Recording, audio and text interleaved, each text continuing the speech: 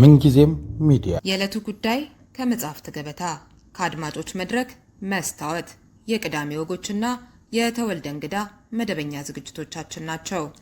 703 475 6309 ስልካችን፣ ምንጊዜም ሚዲያ @gmail.com የኢሜል አድራሻችን ነው። ሰብስክራይብ በማድረግ ቤተሰብ ይሁኑ። ምንጊዜም ኢትዮጵያ።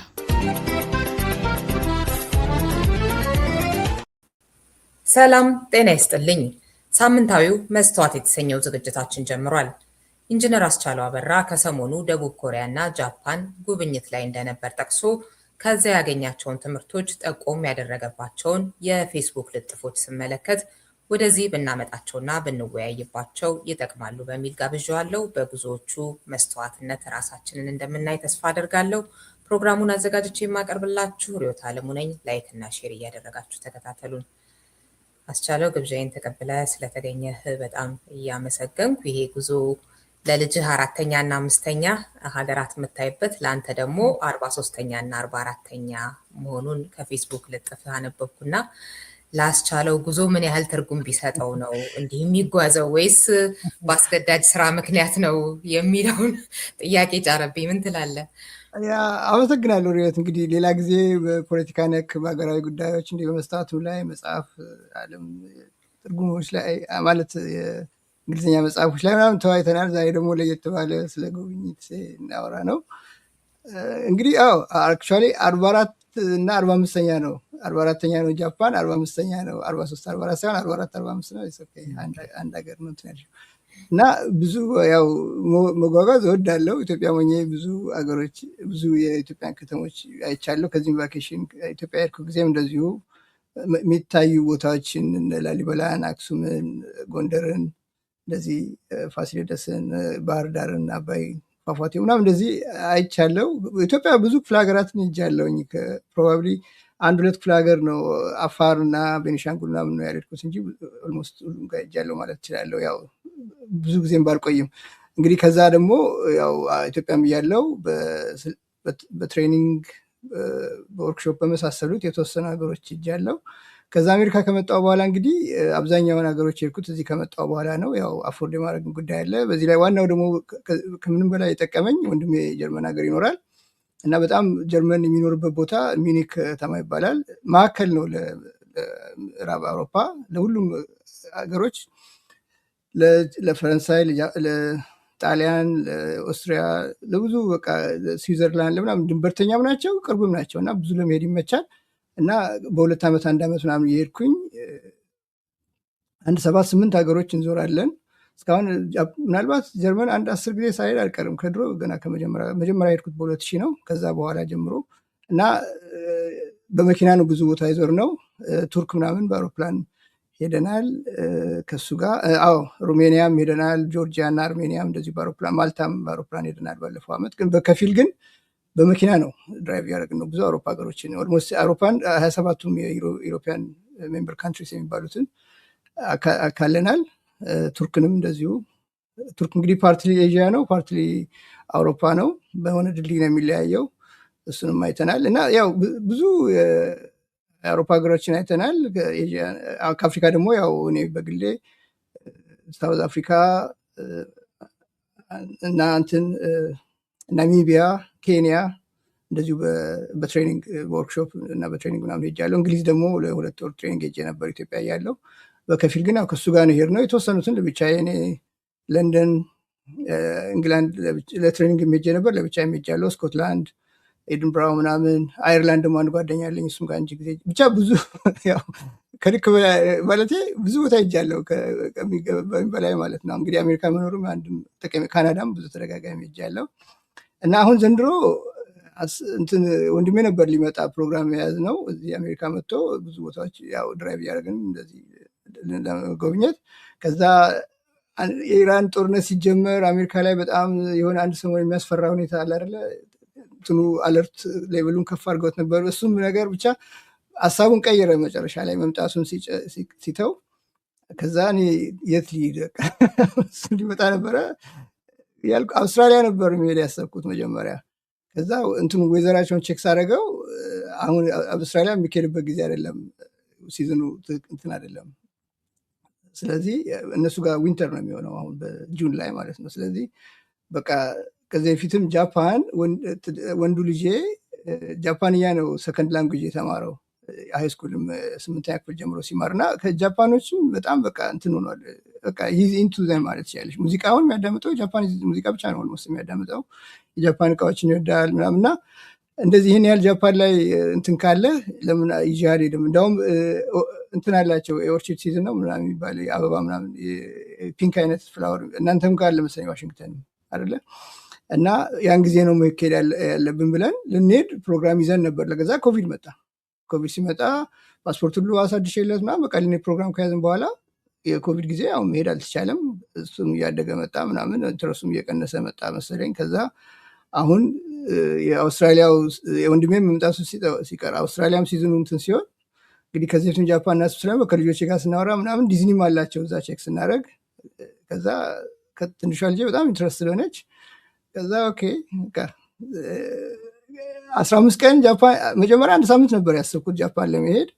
ከዛ እንደ የፍላይት ታወሩ ምናምኑ ቼክ ሳደርገው ኦልሞስት ኢትዮጵያ መሄድ ያህል ነው እና 15 ሰዓት ምናምን ፍላይ ካረኩማ 1 ሳምንት እንዴት ነው የሚሆነው? 15 ቀን ይሻላል ምናምን ብለን ከዛ 15 ቀን እንደምንሄድ ወንድሜ ሳማክረው እሱ ጋር አብራው የምትሰራ ሴት ራይድ ምናምን የሚሰጣት የአርሜኒያ ሴት አለች እና ሲነግራት ራይድ በአጋጣሚ ይህን ስናወራ ከጎኑ ነበረች እና እሷ ሳውዝ ኮሪያን በጣም ትወዳለች። የሳውዝ ኮሪያ ፊልሞች ታያለች ምናምን እና ስለ ሳውዝ ኮሪያ ታሪክ ምናምን እንደ ጃፓን ድረስ ከሄደ እኮ የሳውዝ ኮሪያ እኮ 2 ሰዓት ፍላይት ነው። ለምን እዛ 15 ቀን ከሚቆይ 1 ሳምንት ለምን ሳውዝ ኮሪያ ያደርገው ምናምን።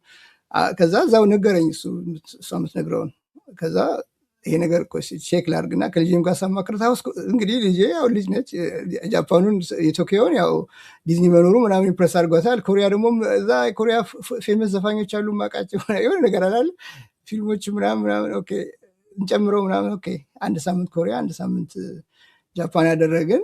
በፊት የሚገርምሽ ማልከልሽ ነገር በጣም ፈርቼ ነበረ ጃፓን። ምክንያቱም አንደኛ ሌላ ጊዜ እንግዲህ ብዙ ሀገሮች ሲሄድ ያው ከወንድሜ ጋር ነው እንግሊዝኛ የሚናገሩ ሀገሮች ናቸው አውሮፓዊ ናቸው አላለ። ጃፓን ግን ኢስ ኮምፕሊትሊ የተለየ ነው። እንደገና ደግሞ በጣም ሃይሊ ፖፑሌትድ ነው። 37 ሚሊዮን ያለበት ሀገር ነው እና እዚህ መካከል ላይ እንደዚህ አይነት ግርግር ውስጥ ልጄ ባጣት ሚስ ባረጋ አላለ ፎር ሰም ሪዝን መሀል ላይ ብንጠፋፋ በሆነ ግርግር እና መልሼ እንድንማገኛት አላለ ሰው ሀገር በተለይ ፈርቼ ነበረ። ግን እዛ ከሄድኩ በኋላ በቃ ገና እንደገባው ነው አውሮፕላን ላይ በቃ ኢምፕሬሽን የተቀየረው። የሚገርምሽ እንትን ስርዓታቸው፣ ካልምነሳቸው ሁሉ ነገር በቃ ኦርደርሊ ነው ምናምን እና ከዛ ወደ ከተማም ስንገባ እንደዚህ ያላለ ባቡርን መሳፈር ስንጀምር ምናምን በቃ አላለ የሰዎቹ ተባባሪነት፣ ካልምነት ምናምን አላለ እንግዳ ተቀባይነት ምናምን ሳየው በቃ ሪላክስ አደረኩኝ። እንዳውም ፕሮባብሊ አብሬት መሆኗ እንዳውም አላለ ሌላ ጊዜ አውሮፓ ሲሄድ ምናምን ያጋጠሙኝ ነገሮች ኦፍላይን የነገርኩሽ ነገር አለ። ጥቁር ሆነች ቱሪስት ምናምን ስትሆኚ ትንሽ ያልተለመደ ስለሆነ ያስቸግራል። ቱሪስት አትመስያቸውም። አጠጋ ብለሽን ፎቶ አንሱኝ ለማለት አንዳንድ ነገር ዳይሬክሽን ለመጠየቅ ስትጠጊያቸው እንደ ሌባ ነው የሚቆጥሩሽ አላለ ቦርሳቸው እንደዚህ ወደዚህ ማድረግ ምናምን ይጀምሩ። እንደዚህ አይነት እንትን ነበረ። እንደዚህ አይነት ሁሉ ምን የለም ጃፓን፣ እንደዛ ኮሪያም እንደዛ አላጋጠመንም። እንዳውም የሚገርምሽ አውሮፓ ስንዞር እንደዚህ አይነት ነገር ሲያጋጥመኝ ወዲያውኑ እኔ አንዳንዴ ምን አልበላለኝ መሰለሽ መጥፎ ነገሮችን ወደ ጥሩ ሳይድ እኮ ይኖረዋል ብዬ ሳስብ እንደ ሌባ ከቆጠሩኝ አይሰርቁኝም ማለት ነው በሚል አላርለ ዘና በቃ ለራሴ መጠንቀቅ ቀነስኩኝ። ሰው እንደ ሌባ የሚያኝ ከሆነ እኔን ለመስረቅ አይፈልጉም። ስለዚህ ሌባን ሌባ ቢሰርቀው ምን ይደንቀው? እንደሱም ሊሆን ይችላል። ግን ዘና አልኩኝ። በቃ እንደ ሌባ የምታይ ከሆነ ስለዚህ ሌቦቹ እንደ ሌባ ስለሚያኝ አይደፍሩኝም። እንደዚህ አይነት ፊሊንግ እንዲሰማሽ ያደርጉሻል። ብዙ በተለይ የቻይኒዝ ቱሪስቶች በጣም እንትኖች ናቸው። የሚገርምሽ ትንሽ አላለ አልሰለጠኑም ለማለትም ይቻላል። ሚክስ አያደርጉም ከሌላ ሰው ጋር ኦቨራክት ያደርጋሉ ምናምን የመሸሽ ነገር አላቸው። ሁሉም ናቸው ብዬ ጀነራላይዝ ማድረግ አልችልም። ጥሩ እንትን አላለ ግንኙነት ስልሽ ያው ማውራት ምናምን የቻልን ቻይናዎችም አጋጥመውናል። ግን ኮንፈርት አይሰጣቸውም እነሱንም አንቺንም። በአብዛኛው ደግሞ ሳየው አውሮፓ ሀገር ውስጥ ያው በተለይ አሁን ፓሪስ፣ ማድሪድ፣ ቡዳፔስት ምናምን ብዙ ከተማዎች ይተናል እና አብዛኞቹ ጥቁሮች ያው መንገድ ላይ ፖሊስ ያሳደዳቸው ነው የሚሰሩት። መንገድ ላይ ይሄ ልክ ኢትዮጵያ እንትን መንገድ ላይ የሚነግዱ አሉ አይደለ? ፖሊስ እየመጣ የሚያባራቸው ምናምን እንደዛ አይነት ላይ ስለሚሳተፉ ምናምን ስለሚበዙ ያው አለ አይደለ? ትንሽ አንደርማይን የማድረግ ነገር አለ ጥቁሮችን እና እሱም ታዝቤያለሁ። እና ብቻ የጃፓን ጉዞዬ በጣም ጥሩ ነበረ። ልጅም ደስተኛ ነች፣ እኔም ደስተኛ ነኝ። ብዙ ነገሮችን አለ አይደለ ሪፍሌክት እንዳደረግ አድርጎኛል በአጠቃላይ ስለ ህይወት። እንዲያውም ባለፈው አንቺ ልክ ከአሜሪካን የጁላይ 4 ማግስት ነው በሶስተኛው ቀን ፕሮግራም ሰርተሽ ነበረ፣ እሑድ አድማጮች ፕሮግራም ከአሜሪካ ነፃነት 250 ዓመት እንደዚህ በአንድነታቸውን ጠብቀው ፕሬዚደንቶቻቸውን እያከበሩ አላለ ከአሜሪካ ምን እንማራለን የሚል ሰሪ መጽሐፍ እያነበኩኝ በሄድፎን እያዳመጥኩኝ ነበር እና ወዲያውኑ በሀሳብ የመጣልኝ ይሄ አባይን ያላየ ምንጭ ያመሰግናል። የሚገርምሽ ብዙ ሀገር ሄጄ ስመጣ ከዚህ በፊት አሜሪካ ስመጣ በቃ አላለ ደስ ይለኛል። ያው ቤቴ ነው፣ ቤተሰቦቼ ጋር ነው ምናምን ያው መኖሪያ ነው፣ እንደ ሀገሬ ነው። በዚህ ላይ ብዙ ሚስ የምታደርጋቸው ፋሲሊቲዎች አሉ። እዚህ ፎር ግራንትድ የምትወስዳቸው መጸዳጃ ቤት ጀምሮ ዋይፋይ ጀምሮ ምናምን ማታገኝባቸው አውሮፓ ሰለጠኑ የምትያቸው ከተሞች ምናምኖች አሉና የሆነ ሪላክስ የማድረግ ነገር ቀለል ይሻላል። ልመርሽ ቦታ ስትመጪ ለመጀመሪያ ጊዜ ማይ ላይፍ ወደ አሜሪካ ስመጣ እንትን ያደበተኝ ከበድ ነገር ሚስ ያረከው ያኛውን ተሰማ በቃ እና አሜሪካኖች እንትናቸውን ከኤርፖርት ጀምሮ የአሜሪካን ተሳፋሪዎች ምናምን እዛ ኤርፖርት ውስጥ የሚያደርጉትን አክት ምናምን በ15 ቀን ተቀየርኩ እንዲያልኩኝ የራሴን ኖርማሊ ብሄራሊ ስፖንታኒየስ ችኩል ነኝ፣ ስፖንታኒየስ ነኝ ምናምን። ጃፓኖች ግን እንትናቸው ካልምነሳቸው ኢቭን ኮሪያኖችም ጭምር ኮንታጂየስ ነው፣ ይጋባል። የሚገርምሽ በጣም የተረጋጉ ናቸው። በቃ እንግዲህ ያ ሁሉ ፖፑሌሽን ባለበት ቦታ ግፊ አታይም፣ ሁሉ ነገር በስነስርዓት ነው፣ ቆሻሻ አታይም፣ መንገድ ላይ ሆምለስ ምናምን። እንግዲህ እሱን እንዴት እንደሚያደርጉት እንደሚይዙት አላውቅም። በቃ ጽድት ስነስርዓት በስነስርዓት ነው ሁሉ ነገር፣ በቃ ኦርደርሊ ነው እና ኦቨርአክት የሚያደርግ ሰው አታይም። በቃ ዲሲፕሊንድ ናቸው። ወጣቶቹ በተለይ በጣም ልጄ ራሱ እስክታዘብ ድረስ ዌል ድረስ ናቸው፣ ዌል ማነርድ ናቸው። ስታናግሪያቸው በስነስርዓት ነው የሚያናግሩሽ። አይጠየፉም ወይ አይድቁሽም ወይ ምናምን። በደንብ በቃ ተጠግተው መርዳት ፊታቸው ላይ በመርዳታቸው ደስታቸውን ፊታቸው ላይ ታነቢያለሽ። ኢቭን ሰርቪስ አካባቢ ራሱ አሁን በኋላ እንመጣበት እንችላለን። ቲፕ ራሱ አይቀበሉም፣ ግን ሰርቪስን እንደ ካልቸራሊ ነው በቃ እንደ ትራዲሽን ነው የሚወስዱት አገልግሎት መስጠትን። ለምሳሌ አሁን አሜሪካ አሁን ሆቴል ይዘሽ ዕቃዬን ራሴን ተሸክሜ የምሄደው በእርግጥ አጋጥሞኝ አያውቅም፣ ግን ይዘሽ ዕቃሽን ሻንጣሽን ሩምሽ ድረስ ካመጡልሽ ምናምን ያው ቲፕ ምናምን ኤክስፔክት ያደርጋሉ። እንግዲህ ኮሪያ ያጋጠመኝ ምንድነው ቀድመን ደረስን ከኤርፖርት ማለት ነው፣ ሆቴል ቼኪን ታይም በፊት ማለት ነው። ወደ 12:30 ምናምን አካባቢ ደረሰን። ቼኪን ታይም 2 o'clock ነው። ከዛ ዕቃችሁን እዚህ አስቀምጡት ችግር የለውም ቼክን እስክታደርገዋለን እና ትኬት ሰጠን ሪሲት እና እንትን ዕቃችሁ ሻንጣችሁን በኋላ ቼኪን ካደረጋችሁ በኋላ ሩም ድረስ ይዘውላችሁ ይመጣሉ ምናምን አሉ። ከዛ ያው ቼኪን ካደረግን 10 ደቂቃ አልቆየም ይዘው ልመጡና ሂድን ኤክስፔክት ኤኒ ቲፕ። በእርግጥ እኔም ዝርዝር የእነሱን ብር መንዝሬ ሄድኩት። ከዚህ ግን እንትን አላልኩም፣ አልዘጋጀውም። ግን ወዲያውኑ በቃ ታንኪዩ ምናምን ራሱ አምጥቶ ራሱ አመስግኖ የሄደው። ሌላ እዛ ኮሪያ አጋጣሚ ለምሳሌ ያረፍንበት ሆቴል እንትን መዋኛ ስዊሚንግ ፑል አለ። ልጄ መዋኘት ፈልጋ ሄድን እና የስዊሚንግ ካፕ ካላረግሽ መዋኘት አትችይም ምናምን አሏት። ማለት መግዛት እዛው ይሸጣል እና ስንት ነው ስላቸው 8,000 ብር። ኦኬ አልያዝኩም ካሽ፣ ካርድ ትወስዳል? አልወስድም። ኦኬ ካሽ ለማምጣት ሩም ሄድኩና 10,000 ባይ ዘ ወይ ከረንሲያቸው ትልቁ 50,000 ነው። ከዛ 10,000 2,000 1,000 ከዛ በኋላ ወደ ሳንቲም ነው የሚሄደው። 50,000 ባይ ዘ ወይ የቻይና ማነው የኮሪያ ገንዘብ በአሜሪካ ሲመነዘር 1,500 አካባቢ ነው በእነሱ ከረንሲ ማለት ነው። እና ዋጋው 8,000 ነው የእቃው። 10,000 የሰጠሁት ያው ያለኝ እሱ ስለነበረ። ከዛ በኋላ 2,000 ብር ቢፈልጋት በቃ ጀስት ኪፕ ዘ ቼንጅ ምናምን አልኩት። ያው እዚህ ሀገር እንደተለመደው ማለት ነው። ኖ አለኝ።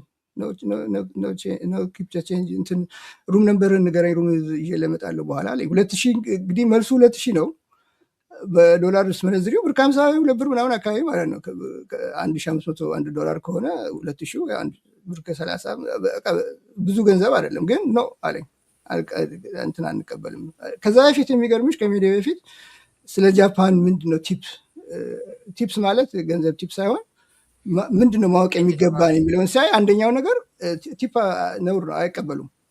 አገልግሎት ሰጥተሽም ሆቴልም ተከራይተሽ ገንዘብ ትተሽ ብትሄጂ ተከትሎሽ ነው የሚሰጡሽ የሚል ነገር ሰርቭ የሚያደርጉት ጀስት ቢኮዝ ካልቸራቸው ስለሆነ ሰው ስለሚያከብሩ በቃ ሆስታላይዜሽን ምንድነው የሚባለው ሆስታሊቲ ያው ፓርት ኦፍ ዜር ትራዲሽን ስለሆነ ነው የሚል ነገር እንትን ብዬ ነበር። ስለ ኮሪያ እንደዛ አላነበብኩም፣ ግን ሰውየው በቃ ሲሪየስሊ ነው አልቀበልም አለኝ እና ከዛ እዛው የምንዋኝበት ቦታ መጥቶ 2000 ብር ከዛም ከዚህ ብሎ እና ሰጠኝ። ግን ሩም አመጣለሁ ብሎ ሩሜን ሁሉ ነግሬው ነበርና ኤኒዌይ በቃ ብዙ ነገራቸው ጥሩ ነው። በቃ ስልጣኔን በደንብ የምታይበት ነው። በብዙ ነገር በቃ ስነ ስርዓት ከማድረግ ሰዓት ከማክበር የዲሲፕሊን ትህትና ምናምን ብዬሻለው፣ የመከባበር ጽዳት ብዬሻለው። ብዙ ነገሩ በቃ መንገድ ላይ ሲነዳ ክላስክ ምናምን አሰሚ ምናምን ባቡር ላይ ኢቭን ፒካወር ላይ እንግዲህ ታይ 37 ሚሊዮን ማለት ቀላል አይደለም። ፒካወር ላይ ሰው ይበዛል፣ ምንም ነገር ግፊያ የለም። በቃ ሁሉም ሰው እንደመጣ ነው ሰልፉ። ኢቭን አውቶቡስ ራሱ ስጠብቂ አንድ ሰው ቆሞ እዛ ጋር ሁለተኛው ሰው ከጎኑ አይደለም የሚቆመው ከኋላ ነው የሚቆመው። በቃ ጀስት ኢሚዲየትሊ ማንም ሳይነግረው ምናምን ሰልፍ ነው የሚይዘው እና በስነ ስርዓት ሰልፍ ይዘው ነው የሚጠቀሙት እና እንትን አላቸው። አይረኩም ረድተውሽ በቃ ለምሳሌ ዳይሬክሽን ምናምን ስጠይቂያቸው በዚህ ታጥፈ በዚህ ሄደ ምናምን አይደለም የሚሉሽ፣ ይዘውሽ ይሄዳሉ ቦታው ድረስ። ባቡርም ከሆነ የምትፈልገው ባቡር ውስጥ ያስገቡሽና ነው የሚወጡት። ይሄ አንድ ሁለት ኦኬዥን አለ የምነግርሽ፣ ብዙ ኦኬዥኖች። ኢቭን ቋንቋ ባይችሉ እንኳን ለምሳሌ ቋንቋ የማይችል ሰው ነው እንግሊሽ ምናምን ብለው በቃ ዝም ብሎ ሊተውሽ ይችላል። ግን በዛችሁ በሚችሉት እንግሊዘኛ ጉግል ትራንስሌተር አውጥተው በምልክትም አድርገው ምናምን በቃ የምትፈልጊውን ለመረዳት ይሞክራሉ። እና ብቻ በጣም ነው ኢምፕረስድ የሆንኩት። ምን አይነት ባህል ነው ያለው የሚለውን የጨዋነትን ጉዳይ አንስተዋል። ከዚህ ቀደምም የሆነ የእግር ኳስ ጨዋታ ላይ ትዝ ይለኛል እንደዚሁ በሰፊው ሲነገር፣ እንግዲህ ብዙ ጊዜ ሲሸነፍ የተለመደው አንድ የእግር ኳስ ቡድን እነሱ ግን አጽድተው ምናምን እና እንደዚህ በመደነቅ ሲቀባበሉ ሶሻል ሚዲያ ላይ አስታውሳለሁኝ። እንደገና የትህትና እንደዚህ አይነቱ ጉዳይ በሰፊው የሚነገርላቸው ነገር ነው እና እንግዲህ በዚህ ፕሮግራም ያው ትንሽ ማሳሰብ የምፈልገው ለአድማጮቻችንም እናንተም እንደተነጋገርነው ይህን ፕሮግራም ስንሰራ ሀገራት ፍጹም አይደሉም። ጃፓንንም ስናነሳ ደቡብ ኮሪያንም ስናነሳ ሊነሱ የሚችሉ የተለያዩ ችግሮች አሉ፣ ምንም ጥያቄ የለውም። በጉብኝቱ ወቅት ያስተዋላቸው ሲኖር ደግሞ የሚታዩ ሌሎች ነገሮች ሊኖሩ ይችላሉ። ግን ትምህርት ልንወስድባቸው የምንችላቸው በርካታ ቁም ነገሮች አሉና እነሱ ላይ ትኩረት አድርገን ነው እየተነጋገርን ያለ ነው የሚለውን ትንሽ ልበልበት ብዬ ነው። እንደው ጃፓን እንደምን ሰለጠነችን ራሱ ስናስታውስ እንግዲህ ከስንትና ከስንት ዓመት በፊት ክቡር ዶክተር ከበደ ሚካኤል የጻፉትን ይሄን ያኔ ሰምተናቸው ቢሆን ኖሮ እኮ ኢትዮጵያ እንደምን ሰለጠነች ነበረ የሚባልልን እና አሁንም ግን ከጃፓን እንማር እያልን ያለ ነው እና ያሳዝናል በጣም የሆነ አሁንም የሆነ አይነት እርምጃ ትክክለኛ ካልወሰድን ከስንትና ስንት ዓመታትም በኋላ ሌላው ትውልድም ይሄንኑ ሊነጋገር ይችላል እና አንድ ያልከው ነገር ነበረ ፌስቡክ ላይ ትክክለኛ ስልጣኔ በስጋና ደም ሲገለጋችሁ ጃፓን ነው። ስለ ቴክኖሎጂ ብቻ አይደለም የምናገር፣ ቴክኖሎጂ አይደለም ባህሪ፣ ስነ ምግባራቸው፣ ጽዳታቸው፣ ዲሲፕሊን በቃ ብዙ ቴክኖሎጂ ራሱ ብዙ ኢምፕሬሲቭ የሆኑ ቴክኖሎጂዎች አሉ። ለምሳሌ እዚህ አንዳንድ ሬስቶራንት ሄደሽ ለምሳሌ ዌቲንግ ሊስት ላይ ካለሽ የሆነ ቫይብሬት የሚያደርግ ነገር ይሰጡሻል። ያለ ቀይ ብዙ ጊዜ እንትን ኦሊቭ ጋርደን ለምሳሌ ያን ይጠቀሙበታል የጣሊያን ሬስቶራንት ይሰጡሽ እና ተራ ሲደርስ ያው ሄደሽ እንትን ቫይብሬት እንዲያደርግ ያደርጉታል። እሱን ለዛ ምን ይጠቀሙበታል መሰለሽ ጃፓን አንዳንድ ሬስቶራንት እንትን አለው ምንድነው የሚባለው ኪዋር ኮድ አለው ላዩ ላይ ኪዋር ኮዱን ስካን ታደረጊና ከዛ እንትኑ ሜኑን ያመጣልሻል ማለት ነው እዛው ስክሪኑ ላይ። ከዛ ኦርደር ታደረጊያለሽ፣ ትከፍያለሽ። ከዛ በኋላ ያው ሪሲቱን ፕሪንት ታደረጊያለሽ እና በቃ የሆነ ቦታ ሄደሽ ትቀመጫለሽ። ከማንም ሰው ጋር አትገናኝም። ከዛ እንትኑን አይተው ምንድነው ስሙ ተራ ሲደርስ ምግቡ ሲደርስ ማለት ነው ሪንግ ያደርግልሻል። እዚህ አሁን ለዌተር ለተራ መጠበቂያ ገና ለመቀመጥ የሚጠቀሙበትን እዛ ግን ምግቡን ሰርቭ ለማድረግ ይጠቀሙበታል። ሄዳ ከማንም ሳትገናኝ ሄደሽ ምግቡን ያው ለመቀበል ብቻ ነው ሰው የምታገኘው፣ ሰጡሻል፣ ሄደሽ ትጠቀሚያለሽ። ስታርባክስ ለምሳሌ ሄደሽ መቀመጫው ፎቅ ላይ ምናምን ከሆነ ይጠይቁሻል፣ ውጭ ነው መጠቀም ትፈልጊ ወይ ውስጥ ነው ምናምን ይሉሻል። ከዛ አይ ቦታ ካለ ውስጥ ነው የምፈልገው ካለ ካሜራው ላይ ቼክ አድርጋ ያልተያዘን ቦታ አይታ ዝም ብለሽ አትለፊም፣ ሄደሽ ቦታ ስትፈልጊ አትይም። እንደዚህ አይነት ኮርነር ላይ አንድ ሰው አለ፣ እንደዚህ አይነት ኮርነር ላይ አንድ ሰው አለ፣ አብራችሁ መቀመጥ ግድ ካልፈለጋችሁ መቀመጥ ትችላላችሁ ምናምን ብለው ቼክ አድርገው ይነግሩሻል። ሌላ ያየሁት እንትን በተለይ ኮሪያ ላይ ትንሽ ኢምፕረስ ያደረገኝ ቴክኖሎጂን በተመለከተ ሌላ ጃፓንም ኮሪያም ሌላ የታዘብኩት ምንድነው ከረንሲ ኤክስቼንጅ ቬንዲንግ ማሽን አለ። ልክ እዚህ ኤቲኤም ያው ካሽ እንደምታወጪው የአሜሪካን ብር ከተሽ የኮሪያን ገንዘብ ወይ የጃፓን ገንዘብ ማውጣት የሚችልበት ቬንዲንግ ከማንም ሰው ጋር ሳትገናኝ ማለት ነው ቬንዲንግ ማሽን አላቸው። ኮሪያ ሌላ ኢምፕረስ ያደረገኝ ምንድነው አንድ ዋሻ ጋር ሄደን ነበረ። ከከተማ ከሲኦል ነው በብዛት የቆየ ነው። ኖርዝ ኮሪያ ድንበርም ላይ ሄደናል። አንድ ቀን ቱር አድርገናል። ዋሻው ጋር ምንድነው እንትን የነበረ ነው የማይኒንግ ዋሻ የነበረ ነው። የብረት ማቅለጫ ማውጫ የነበረ ቦታ ነው። ያው እንትኑን አገልግሎቱን ብረቱን እንግዲህ ስቱዲዮ አውጥተው ከጨረሱ በኋላም ሊሆን ይችላል ወይ በኤንቫይሮንመንት በተለያየ ምክንያት ዘግተውት ሊሆን ይችላል። ግን ዋሻውን ዝም ብሎ አልደፈኑትም ወይም በቃ አባንደን አላደረጉትም። ወደ መዝናኛ ቦታ ነው የቀየሩት ነው። ውስጡን በደንብ በቃ መብራት አድርገው ውሃ ፏፏቴ ሰርተው እንግዲህ ናቹራል ሊሆን ይችላል ፏፏቴው ምናልባት ያለውም ብዙ በቃ በጣም አሳምረውታል። በጣም ቆንጆ ነገር አድርገው ግን በጣም ኢምፕረስ ያደረገኝ ነገር እንትን አለ ልክ እንደ ሚኒ አኳሪየም ነገር አለ። የአሳ ምናምን እንትኖች እውነተኛ አሳዎችም አሉ። ግን በጣም ኢምፕረስ ያደረገኝ ሮቦት ፊሽ በፍጹም ጠጋ ብለሽ ካልሆነ በስተቀር አትለዩም። በቃ እንደ ማንኛውም ሮቦት ማነው እንደ ማንኛውም አሳ ይዋኛል እና በቃ ለመዝናኛ ነው ያስገቡት እና ላይ ምንድነው ስራ የከረም ነው። እነሱ እንደዚህ ለመዝናኛ አንትኑን አላርላ አጽድተው ጓሻውን አጽድተው ውሃ አድርገው አትክልት ተክለው አሳ አምጥተው እንደገና ያመጡት አሳ አልበቃ ብሎ እንደገና ሮቦት አሳ አምጥተው ህዝባቸውን ሲያዝናኑ፣ እኛ ግን ምን እየሰራን ነው? በቃ ራስሽን ያለሽበትን ደረጃ ለምሳሌ ኮሪያ ያረፍንበትም እንትንም ያረፍንበትም ማነው ጃፓን ያረፍንበትም ሆቴል ሽንት ቤቱ ሪሞት ኮንትሮል አለ።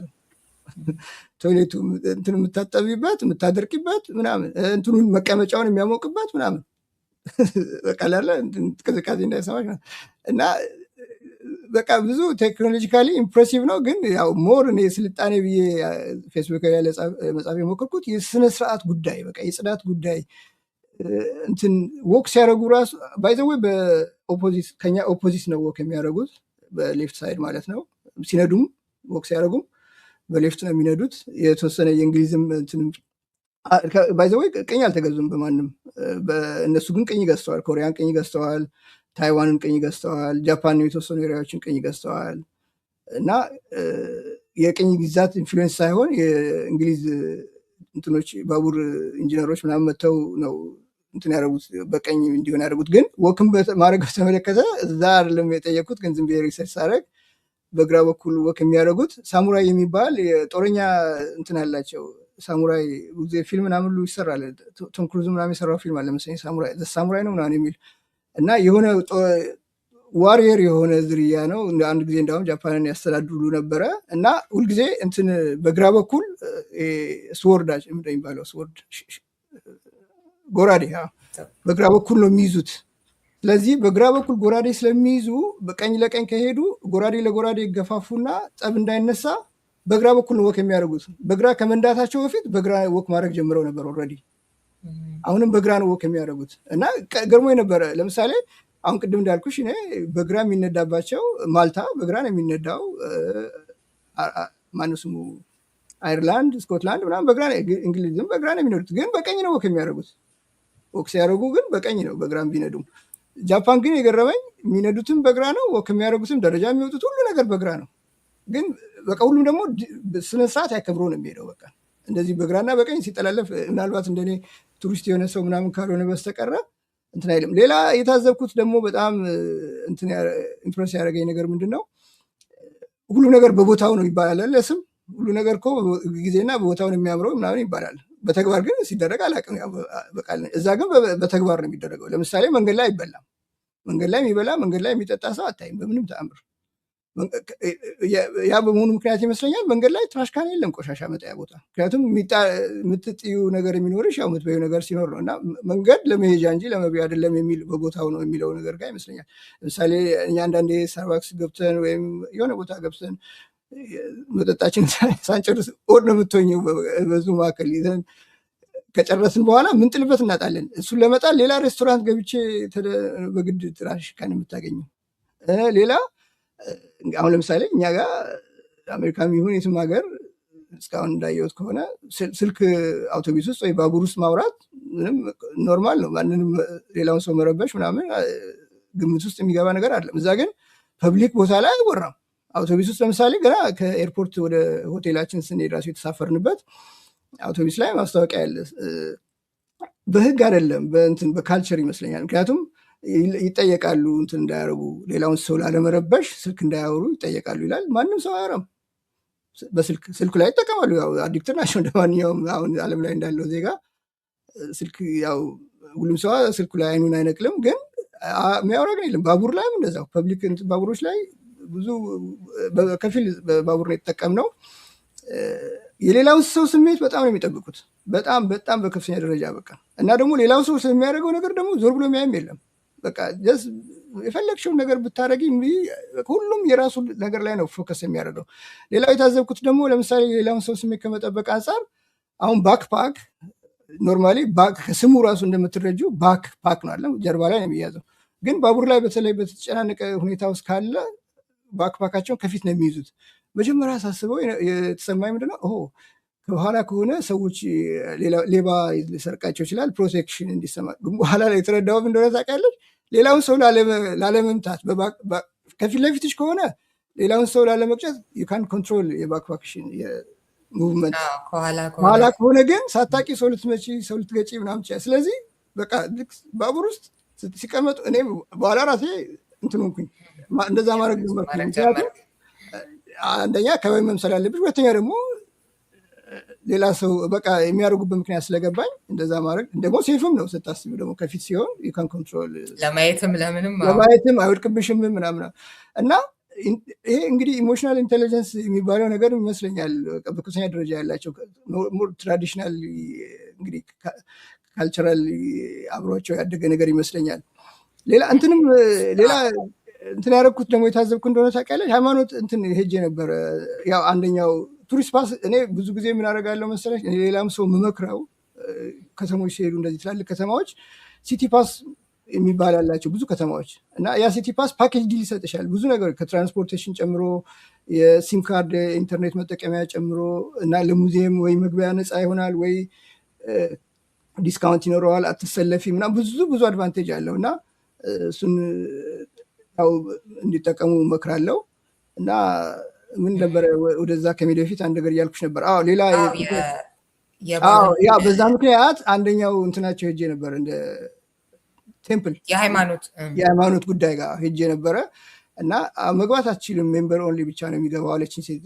የጃፓኒዝ አስተናጋጅ እንትን አላለ እዛ ሰራተኛ ነች። ከዛ አጋጣሚ ስላገኘው ማውራት ጀመርኩኝ ስለ ሃይማኖት ምናምን። ምንድነው ጃፓኒዝ ሜጀር ሃይማኖታቸው ምናምን ስላት በአብዛኛው ያው ቡድሃ አለ ግን ሞሮፍ አብዛኛው ሰው የሚያምኑ ግን በተለያዩ ጎድስ በሚባሉ ነገሮች ሌላ ሺኖቶ ነው ምናምን የሚባል ሃይማኖት እንትን አላቸው ትራዲሽናሊ ከድሮ ጀምሮ። ከዛ ቡድሃ ደግሞ ከኮሪያ ነው የገባው ምናምን የሚል ነገር አንብቤ ያለው። ቡድሃ ኦሪጂናሊ የእንትን ሰው መሰለኝ የኔፓል ሰው መሰለኝ፣ ግን እነሱ ጋር ግን ቡድሃ የገባው በኮሪያ በኩል እንደሆነ እንትን ብያለው። እና አሰች እንደዚህ ሜን ሪሊጅን የምትዩ አላርል ይሄ እንደ ክርስትና እንደ እስልምና እንደዚህ በቃ አላርለ ማጆሪቲ ዓለም የሚያምንባቸው እንትኖች ብዙ ክርስቲያን ማይኖሪቲ ነው በጣም። እና በተለይ አገራቸውንም እንደዚህ ካልቸራላቸው ትራዲሽናቸውንም ካልቸራቸውንም የጠበቁትም አንደኛው እንደዚህ ሬዚስት አድርገዋል ፎሬን ኢንፍሉዌንስ ታሪካቸውን ከዚህ በፊትም እና ሃይማኖትም እንዳይገባባቸው ታግለዋል። እና ምንድነው እንድታዘብ ያደረገኝ ነገር አሁን እንደዚህ ሃይማኖተኛ ነን የሚሉ ሀገሮች ሰላም አጥተው እርስ በርስ እንግዲህ በእርግጥ ጃፓንም ሲቪል ዋርም ነበራቸው፣ እነሱም ሌላ ሀገርም ቀኝ ገዝተዋል። እንደዚህ በቃ እንዳው ጥርት ያሉ ጨዋ ናቸው ማለት አይቻልም። ምክንያቱም በሁለተኛ ዓለም ጦርነትም ከናዚ ጋር የተሰለፉ ናቸው። ከዛ በኋላ ከዚህ ከ1945 በኋላ ነው ቅኝ ግዛታቸውን ኮሪያን የሚያቆሙት። ከዛ አሜሪካን 8 ዓመት ቅኝ ግዛት ሳይሆን እንደ ኩፔ አድርጋ ወደ ዲሞክራሲ ወደ ሞናርኪ ዲሞክራሲ ነው ምናምን የሚባል ልክ እንግሊዝ አይነት ስታይል ነው የሚከተሉ ስቲል ንጉሱም እንዳላቸው ነው። እንደገና ደግሞ እንትንም ያው ምርጫም ያደርጋሉ። እና የታዘብኩት ምንድነው እኛ በጣም ይሄ በቃ ጽድት ያልኩ ሃይማኖተኛ ነኝ ና የሚለው እንትን እርስ በርሱ ሲገዳደል የሚለው። እነሱም በእርግጥ ድርሻቸውን ተወጥተዋል። በ6ኛው በ7ኛው ክፍለ ዘመን ምናምን ሲቪል ዋር ነበራቸው፣ እርስ በርስ እንትን ብለዋል። ግን በቃ አሁን ግን እንደዚህ ተከባብሮ ምናምን የሚኖሩት ሃይማኖት ያላቸው ሃይማኖት ግን የተለመደው ይሄኛ የአብርሃሚክ ሳይሆን የሽንቶ ቡዲዝም ምናምን የራሳቸው ለየት ያለ እና የሌላውን ሃይማኖት ኮሽንም እንዳደረገው አድርጎኛል። እንዴት ነው ሃይማኖተኛ ነኝ የሚለው ህዝብ እርስ በርሱ አሁን ይታይሽ እንግዲህ ለምሳሌ አሁን በቅርብ ገልፈዋል ራሱ ሹኒና ሺያ ናቸው። ሁለቱም እኮ ሙስሊሞች ናቸው ለስሙ፣ ግን እርስ በርስ ያው እንግዲህ በእስራኤልም የአሜሪካም ጣልቃ ገብነትም ይኖራል፣ ግን እነሱም ያው በሃይማኖትም ግጭት አለ። እኛ ሀገር አሁን ሃይማኖተኛ ነን፣ ክርስትና እንከተላለን፣ እስልምና ግን ያው እርስ በርስ እንትን ማድረግ አልቆም እና እንትን አደረገኝ ኩዌሽን ያለ እንዴ ይሄ ሃይማኖት እንዴት ነው አይመስለኝም። ትህትናቸውን ባህሪያቸው ምናምን ስታዩ የሃይማኖቱም የካልቸሩም አስተዋጽኦ ይኖረዋል አይደለም እንዴ? ስለዚህ እሱማ አለው፣ ግን ያው አንድ ነገር ብቻ ይሆናል እና እሱ ከሆነ እነ ሽንቶና ቡዲዝም ልክ ናቸው ወደሚል አይነት ነገር ሊወስዳል። እንግዲህ አንድ ነገር ካልም ከሚያደርግሽ አንደኛው ነገር ካልቸር ከምናምን ያው ሃይማኖትም ያው ካልቸር እኮ ነው አይደለ? ፓርት ኦፍ ካልቸር እኮ ነው ሪሊጅን አይደለ? እንደዛ ነው የተማርነው እንግዲህ ሶሺዮሎጂ ስንማር፣ ያው ኢኮኖሚክስ ስማር ኮመን ኮርስ ወስጄ ነበር። እንደዛ ነው የማውቀው። አንድ ካቴጎሪ ነው ሃይማኖት የካልቸር እና ያንን እንድጠይቅ አድርጎኛል። ለምድሽ ብቻ በተወሰነ ደረጃ እሱማ ለምን ሃይማኖተኞች ነን እየተባለ ጦርነቱ፣ ይሄ የተለያዩ የስነ ምግባር ጉድለቶቹ እንደዚህ የቱጋ ነው ችግሩ? የሃይማኖት መሪዎች ወይስ የምዕመኑ አቀባበል? ሃይማኖቱ ራሱ የሃይማኖቱ መጽሐፍት ምናምን እሱ ብዙ ያነጋግራል። ያው የኔ ስጋት ምንድን ነው በዚህ ምክንያት ብቻ አይነት አይሆንም ለማለት ነው። ባይዘወይ አንድ ነገር በጣም ጥንቃቄ እኔ አድማጮች አንቺም ቅድም ጠቀስ አድርገሽዋል እንዲወሰድ የምፈልገው ነገር እኔ ለጉብኝት ነው የሄድኩት። እዛ የሚኖሩ ሰዎች ግን አሉ። አሁን ይህን ኮምፕሊትሊ ሰው ዝም ብሎ ሳያቅ ነው የሚለፈልፈው። ምክንያቱም ሲኖር እኮ ልዩ ነው አላወቃቸውም። እንደዚህ በአንድ ጊዜ አጭር ጊዜ አይተህ መደምደም አትችልም ምናምን የሚሉኝ ሰዎች እንደሚኖሩ ገምታለሁ። እኔ ግን ዚስ ኢዝ ማይ ኢምፕሬሽን። በቃ ምንም ይሄን ነገር ልክደው ማልችለው ነገር ነው። በቃ ፈርስት ኢምፕሬሽን ደግሞ ይባል ነገር አለ አይደለ? ፈርስት ኢምፕሬሽን። በነገራችን ላይ አንደኛ ያው ሄደህ የተወሰነች ቀንም ብትሆን ያየኸው ነገር አለ። ቀድመን ማስምረንበታል። አሁንም አንተ ደግመዋል። ሌላው ደግሞ በመጽሐፎችም ቅድም የጠቀስነው እኮ አለ አይደለ? ያኔ ገና ጃፓን እንደምንሰለጠነች ሲሉ የጠቀሱት የመሪዎቹን ሁኔታ፣ የህዝቡን ስነ ስርዓት በተመለከተ ለትምህርት የሰጡትን ዋጋ፣ የተለያየ ጉዳይ የሚያነሱት አለ እና ስለዚህም በትክክልም የሚነገርላቸው ብዙ ነገር አለ ልንማርባቸው የሚገባ። መጽሐፍ ደረጃ እንደዛ አጥንተው የጻፉት ልክ ነው፣ የምንወስደው ነገር ስላለ ነው። ያንን ደግሞ በተወሰነች ቀን ቆይታ ህዝቡ ላይ ባየኸው፣ አቀባበሉ ላይ ባየኸው እንደዚህ የሆነ የምትነግረን ነገር የምንወስደው ነገር አለ። እንደተባለው ሌሎች ችግሮች የሉባቸውም ወይም ደግሞ ሲኖር ሊነገር የሚችል ሌላ ነገር የለም ማለት አይደለም። እና እንደው እዚህ ጋር ሌላ መጨመር የምፈልገው ነገር ቅድም ያነሳኸው ነበር እና የሳሙራይን ስታነሳ የጃፓን ወታደራዊ መደብ የነበረውን እሱ ካበቃ በኋላ ራሱ ዘመናዊ ከሆነ በኋላ የጃፓን ጦር ግን የወሰዱት ካልቸር እስካሁንም ይሰራል። እና ለምሳሌ የድፍረትን ጉዳይ፣ የታማኝነትን ጉዳይ፣ የስነ ምግባርን ጉዳይ፣ ራስን እያሻሻሉ የሚሄድን ራስ ላይ መስራትን እንደዚህ ጉዳይ ግን አሁንም ወስደውት እየሰሩበት ያሉ በተለያዩ የኪነ ጥበብም ስራዎቻቸው ይሁን አኗኗሯቸው ውስጥ እየተገበሩት ያሉት ነው እና በጎ ያሏቸውን ነገሮች የማስቀጠሉ ነገርም አንድ ልንወስደው የምንችለው ነገር ነው የሚለውን እሱንም ጭምር ለመጠቆም ብዬ ነው። ባይዘወይ አንድ ስለ ሚኒሊክ ታሪክ ሳነብ ሚኒሊክ ከጃፓንን የመኮረጅ የጃፓንን እንትን የመውሰድ አዝማሚያ እንደነበራቸው ምናምን የሆነ ነገር አንብቤያለሁ አይደል? እንደዚህ አይነት ተመክረው እንደነበር ምናምን ምን ያህል እንደገፉበት አላውቅም። ሌላ ደግሞ በቲፕም ደረጃ ገና እዛ ከሜደ በፊት ቼክ አድርጌ ያወቅኩትም እዛም ሄጄ ያየሁት ሰዓት ነው። በቃ አናቱ ላይ ነው። በቃ ባቡሩ 2 ሰዓት ከ05 ይሄዳል ካለ 2 ሰዓት ከ05 ይሄዳል። በቃ የለም። አውቶቡሱም እንደዛ ሁሉ ነገር በሰዓት ነው። እንትን ያው በጉግል ነው የምንጠቀም የነበረው በአብዛኛው ሳይሆን ኦልሞስት ሁል ጊዜ ማለት ይቻላል። በተለይ ጃፓን፣ ኮሪያ ጉግል የዎኪንግ እንትን አይሰራም። ፎር ሰም ሪዝን ብሎክ አድርገውታል። የራሳቸው ሌላ ናቨር የሚባል አፕ አላቸው። በኋላ ነው በሁለተኛ ነው በሶስተኛው ቀን ነው የቱሪስት ኦፊስ ሄጄ የነገሩኝ እና ያ ነው ዎኪንግ ኦፕሽን ያለው እና ያ ላይ ይሰጥሻል። አንድ ቦታ ወደ አንድ ቦታ ስትሄጂ ያው መነሻሽን መድረሻሽን ስታጪው እዚህ ድረስ በባቡር ትሄጃለሽ፣ እዚህ ድረስ በአውቶቡስ ትሄጃለሽ፣ ከዛ በኋላ ይሄን ያህል ደግሞ ወክ ታደርጊያለሽ ምናምን ይልሻል። እና ኢቭን ዲሌይ ሲያደርግ ራሱ ባሱ ዲሌይ የሚያደርግ ከሆነ በ2 ደቂቃ ዲሌይ ያደርጋል ብሎ ጉግል እንትኑ ይነግርሻል። ከዛ ግን ቶሎ ቶሎ ስለሚመጣ ዲሌ ያደረገም ቀረም ብዙም ለውጥ የለውም። ግን ሰዓት በጣም ነው የሚከበረው። በቃ ጀስ በቲፕም ደረጃ አንብቤ ነበር የሄድኩት፣ ግን በተግባርም ያየሁት እሱን ነው። ሌላ ኢሚግራንትን በተመለከተ የታዘብኩት ኦልሞስት የላቸው ማለት ይቻለች። እንዳሁም ቼክ ሳደርግ በኋላ እንትናቸውን ወደ 123 ሚሊዮን ናቸው በፖፑሌሽን ሳይዝ እና ወደ 4 ሚሊዮን ምናምን ወደ 3% አካባቢ ነው ያላቸው ኢሚግሬሽን ፖፑሌሽን። ብዙ ጊዜ ሬዚስት አድርገዋል ፎሬን ኢንፍሉዌንስ የመሬት ጥበትም ስላላቸውም ሊሆን ይችላል፣ ካልቸራቸውንም ፕሪዘርቭ ከማድረግም ሊሆን ይችላል።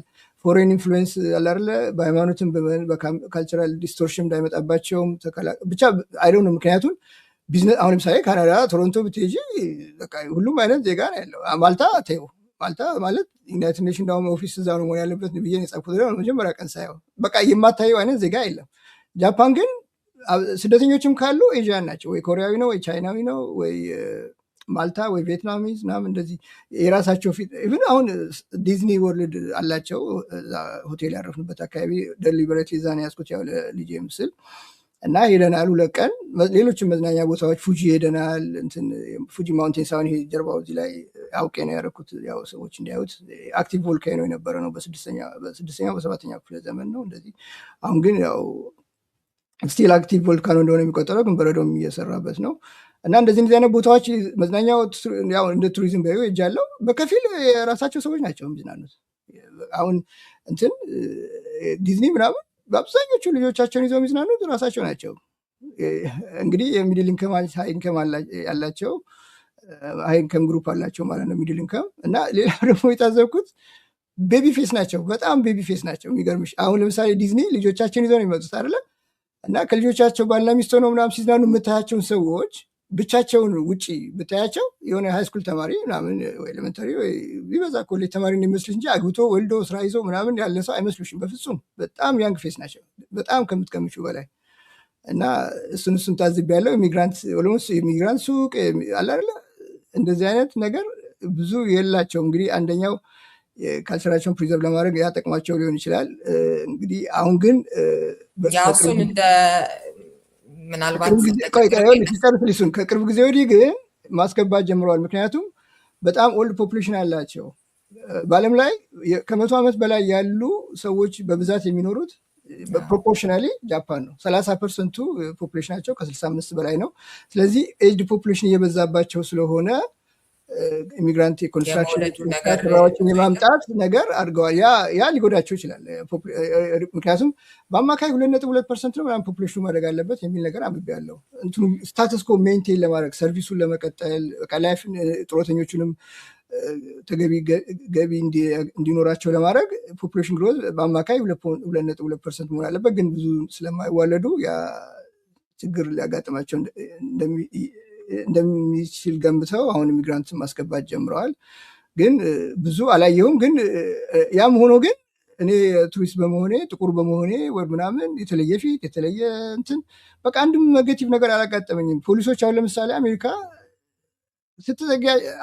ማን ተጠግቷቸው እኔ እንዲያውም አጋጣሚ የምሰራበት መስሪያ ቤት የፖሊስ ሄድኳርተሩም እዛው ነው ስቴት ኦፊስ።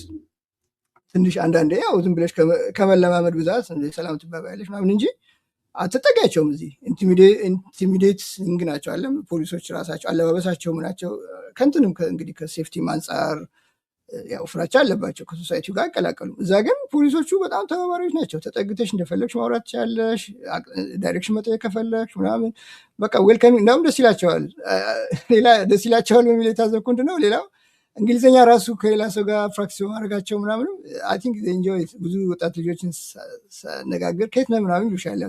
ያው ትንሽ ማውራት ሲጀምሪ ከአሜሪካ ስትላቸው አሜሪካን የዚህ ስቴት ሄጄ እንደዚህ አይነት ትምህርት ተምሬ ነበረ በዚህ ዓመት እዛ ነበርኩኝ ምናምን ደስ ይላቸዋል። አሜሪካ ላይ ጥሩ ስሜት ነው ያላቸው። እንግዲህ ምናልባት አሜሪካን ያው ኢኮኖሚያቸውንም ከሁለተኛ የዓለም ጦርነት በኋላ ኢኮኖሚያቸውን ከመቀየር ወደ ዲሞክራሲ ትራንዚሽን ማድረግ ላይ ምናምን የአሜሪካን ኢንፍሉዌንስ የተወሰነ ያለ አሁንም በጣም ወዳጅ ናቸው። እንደውም ካስታወሽ ጁላይ 4 ቀን ታወሩን የአሜሪካን ባንዲራ እንዲበር አድርገዋል እና የሆነ ማዕት ምናምን ኦርቺድ አበባ ምናምን ልከዋል ዋይት ሀውስ ስጦታ ምናምን የሆነ ፍሬንድ ከአሜሪካ ጋር ጥሩ ነገር ነው ያላቸው ብዬ ነው የማምነው። ምክንያቱም ፖዚቲቭ እንትን ያሳዩኝ እና ብቻ በጣም ነው ኢምፕሬስ ያደረጉኝ። በተለይ ቻይና ኮሪያዎችም ኢኳሊ ካልቸራሊ ምናምን ተመሳሳይ ነው እንትናቸው። ወደ እሱ ሳናልፍ በፊት የጁላይ ፎሩን አከባበር በጃፓን የነበረውን ስታነሳ ከ80 ዓመት በፊት እንግዲህ እንደዚህ አይነት አሰቃቂ ጦርነት ያካሄዱ አይመስልም እና እሱም ራሱ የሆነ አንዳች ትምህርት አለው ብዬ አስባለሁኝ። የትላንት ነገሮች ስለ ካሳ ሊታሰብ በትክክል ታሪክን ስለመመዝገብ ሊታሰብ ይቅርታ ስለመጠያየቅ ሊታሰብ ይቻላል። ግን ዛሬን እንዲያበላሽ አለመፍቀድ ግን ትልቅ ነገር ነው ብዬ አስባለሁ። ጥሩ ፖይንት ነው ያነሳሽው። በጣም በዚህ ጉዳይ ላይ አንዴ አጭር ነገር ጽፌያለሁ። እንግዲህ ታይሽ ጂዎች ጀርመኖች ጂዎችን ወደ 6 ሚሊዮን ምናምን ጂዎች ጨፍጭፏል የሚባለው አሁን ዛሬ ጀርመንና እስራኤል በጣም ጥሩ ግንኙነት ያላቸው። እንዲያውም ጀርመን ውስጥ የሆነ በርሊን ፓርላማ አካባቢ የሆኑ እንደ መቃብር የሚመስሉ ነገሮች አሉ። የተገደሉ እንትኖችን ሲምቦላይዝ ለማድረግ እስራኤሎችን ለእነሱ የተሰራ ሀውልቶች ናቸው። እና እንዲያውም ወንድሜ እንደነገረኝ ሌላ ቦታ ቬሪፋይ አላደረኩም። እስራኤሎች መምጣት ከፈለጉ እዛ ጉብኝት በጀርመኖች መጎብኘት ይችላሉ። ከጀርመን ጋር አሁን እንግዲህ 6 ሚሊዮን ጨርሰውባቸው ግን ፌስቲቫሎች ምናምን ሲያደርጉ ጂዎች ምናምን ጀርመን ውስጥ ምናምን ባንዲራቸውን ሰቅለው እንደልባቸው እንግዲህ እነዛ እንደዛ ይኖራሉ። ኢራቅና ኢራን 8 ዓመት ነው ምናምን ተዋግተው ነበረ። ግን አሁን ከዚህ ከአሜሪካ ኢራቅ ወረራ በኋላ ኢራንና ኢራቅ ኦልሞስት አብሮ መነገር ጀምረዋል። እንዲሁም በጦርነቱም የጠቀመችው እሷ ነች ነው የሚባለው ምናምን። ጃፓን እንግዲህ እንዳልሽው ከ80 በፊት እንግዲህ ኒውክሌር ቦምብ ለመጀመሪያ ጊዜ ጥቅም ላይ ዋለው እነሱ ላይ ነው። ግን አሜሪካና ጃፓን አሁን እንግዲህ ታይሽ አሁን ያልሽውን አይነት ባንዲራውን እንትን የማድረግ ታውሩ ላይ የማድረግ ምናምን እና እነሱን ጠቅሼ ሌሎቹንም እንደዚሁ ኢቭን በዛ ጊዜ ኢትዮጵያና ኤርትራ ወዳጅ ስለነበሩ ኢትዮጵያና ኤርትራም 30 ዓመት ተዋግተው አሁን አንድ ላይ ግን ሆነው እየሰሩ ነው ማለት በወያኔ አገኝስ ወያኔ ጦርነት እና ግን አሁን ኢትዮጵያ ውስጥ ግን አሁን በተለይ አክራሪ የኦሮሞ እንትኖች ከ150 ዓመት በፊት ምኒልክ እንደዚህ አድርገው ነው። ይሄ እንግዲህ ታይሽ አሁን እነዚህ የሚልሽ ነገሮች ቬሪፋይድ ናቸው፣ በመረጃ የተቀመጡ ናቸው። የኒውክሌር ቦምቡን ብቲ የናዚዎች አሜሪካኖች ማነው ስሙ ከአውሮፓ ጋር ግጭት ማድረጋቸው መፋጭ አውሮፓኖች እንደ ጉድ ነው ሲፋጩ የኖሩት። አሁን ግን እሱ ነው አንድ የዘነጋሁት። አውሮፓ ዩኒየን መስርተው በጋራ ገንዘብ ይገበያያሉ፣ በጋራ ይኖራሉ፣ ቪዛለስ ኢንትሪ ያደርጋሉ። በቃ ፖሊሲ እንግዲህ ቻይናንም አሜሪካንም ለመግደራደር ይሆናል። በጋራ ፖሊሲ እያወጡ በኢንቫይሮንመንቱንም ለመንከባከብ ምናምን አብረው እየሰሩ ነው። ግን እነኚህ ሰዎች በዚህ በካቶሊክና በፕሮቴስታንት ምክንያት ብቻ 30 ዓመት አካባቢ ነው የተዋጉት። ማዕት ሚሊዮን ህዝብ ነው ያለቀው። እና እነኚህ ነገሮች ቬሪፋይድ ናቸው፣ በደንብ ሪከርድድ የሆኑ ነገሮች ናቸው። ናጋሳኪ ምናምን ያው እንትን ነገር ነው፣ ሂሮሺማ ምናምን እንትን ነገር ነው፣ ቬሪፋይድ ነገር ነው። ግን ይሄኛው ቬሪፋይድ ባልሆነ ነገር ምንም አይነት የቪዲዮም የምንም የመረጃ በሌለበት ዝም ብሎ በአፈታሪክ በምናምን ብቻ እንደዚህ በሚኒሊክ ጉዳይ መጨቃጨቃችን እንደዚህ በታሪክ እርስ በርስ መነታረካችን ምናምን ስታዩ በቃ እንትን ታያለሽ። በቃ አለ አይደለ ጀስ ምንድነው የሚጎለን ምንድነው ነገሩ ምናምን ጽፌያለሁኝ በዚህ ጉዳይ አሁን ባልሽው ነገር ላይ እና ጥሩ ነጥብ ነው አጋጣሚ አሁን ያነሳሽው። እኔ ከዚህ በፊት እንደዚህ ጽፌ ነበርና አንዳንዶቹ እንዳልከው ጭራሽ አፈታሪክ የሆኑ ምንድነው እውነታው በምን አረጋገጥክ ምን አይነት የታሪክ ማስረጃ አለው ቢባል ምንም አይነት የሌለው የህዝብ ቁጥሩ አጠቃላይ የኢትዮጵያ ህዝብ ቁጥር እንኳን ያሌለበትን ያልደረሰበትን ሚኒሊክ ይሄንን ያህል 5 ሚሊዮን ለምሳሌ ኦሮሞ በሚል እንደዚህ አይነት ነገር ታያለ። በሌላ በኩል ደግሞ የሆኑ ነገሮችን ደግሞ በትክክልም ሲቀመጥ ታያለ። ግን ወደ ታሪክ ወደ እንደሱ ከሄድን ኦሮሞ መስፋፋት እንደገና ደግሞ የኢማም አህመድ እያልን እንደገና የሚኒሊክ እያልን ከሄድን አንድ ሚኒሊክ ጋር ብቻ ነው ወይ ነገሩ የሚያርፈው? ኢትዮጵያ ራሱ የተሰራችው በእንደዚህ አይነት መንገድ አይደለም ወይ? እንትን ማለት አያስፈልግም። እንደተባለው ጭራሽ ይረሳ ማለት አይደለም። ጃፓኖች ረስተውታል ማለት አይደለም እኮ። የተደረገውን ይሄንን ያህል ይሄኛው ተደርጓል፣ ይሄኛው ከየት መጣ የሚል ግን ደግሞ አንድ ወገን ላይ ብቻ ሳይሆን ምንድነው የሆነው የሚለውን ሁሉንም በትክክል የሚያስቀምጥ አይነት ነገር እንኳን ቢሆን እኮ ጥሩ ነው። ግን በፍጹም በእኔ ወገን የሚባለውን መስማት የማይፈልግ ሌላ ወገን አደረገው የሚባለውን ደግሞ እውነቱንም ውሸቱንም ማስተጋባት የሚፈልግ አይነት ነገር ነው የምታየው ትርክት ኢትዮጵያ ውስጥ እና እሱ በጣም ያሳዝናል። ከዚህ በሀገራት ደረጃ እንኳን የተደረገ አሁን እየተነጋገርን እንዳለ ነው።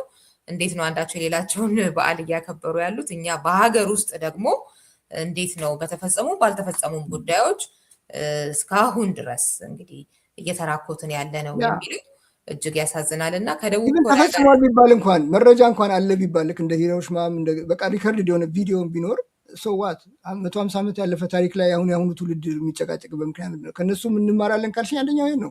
ታሪክን ወደኋላ ለታሪክ ሰዎች ትቶ ኑሮን መቀጠል። ሌላው ቋንቋን በተመለከተም ቼክ እንዳደረኩት ከሆነ ኦልሞስት ሁሉም ቋንቋ አንድ ቋንቋ ነው ያላቸው። 6 ቋንቋ ያላቸው የተለያዩ ትራይቦች አሉ፣ ግን ማጆሪቲ ጃፓንኛ ነው የሚናገረው እና ያም ለስልጣኔያቸው ጠቅሟቸዋል ብዬ ነው የማምነው።